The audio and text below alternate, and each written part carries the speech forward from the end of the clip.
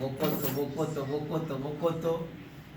Population nyonso ya Congo partout, États-Unis, Amérique, France, Belgique, Londres, Canada, Asie, Amérique.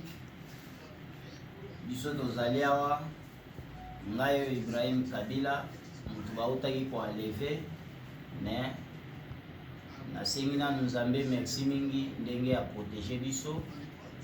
Ya mibale président de la République Fati Beton atelemeli penza makambo oyo asidiki mabe alobi bozolandela justice ndenge esengeli te, nalingi mwana wana azala libéré, aza congolais, aza na droit ya koréclamer makambo na ye, bolandela justice ndenge esengeli.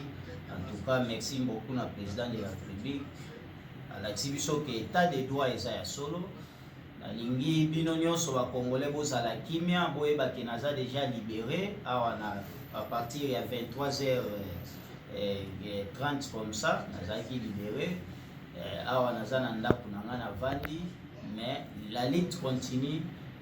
Kombo ya musée kokufa te, kombo ya musée kotikala CCC ko biso toza bana na musée eza ya lokuta te, eza ya solo, et puis to continuer toujours ko réclamer mort ya papa na biso justice esalema. Et puis ndenge toza boye oyo amoni ke aza mwana na musée eswe aye tosali test ADN tosali, et puis toyebi ye soki aza ndeko na biso tokoyamba ye, mais eza te ya kotindelaka bato na nzela o bokende tozokende na okinga kati bokenda nga kinga kati kosala nini.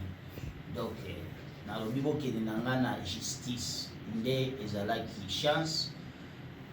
Bandeko na biso ya wewa bazalaki wana batuni likambo nini na babi bana mboka nga naza ndeko na bino congolais. En tout cas coup de chapeau na bana bawewa nyonso ya Kinshasa, coup de chapeau na babi naza ndeko na bino congolais pona na uti ko réclamer mort ya papa na ngai, justice esalema nde bato akinga kati bango bayeba memanga na kinga kati. Yango Nzambe asalisaki mingi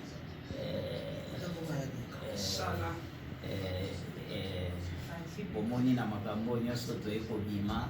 Fati Beton président penza olakisi ke oza moto ya justice atindi bato baye mpe major baye kolongola nga na mosala oyo. La police. La police. Kuna kubisaka yo oya libala elata suki wapi fiancé ya maloba oelo kijo elo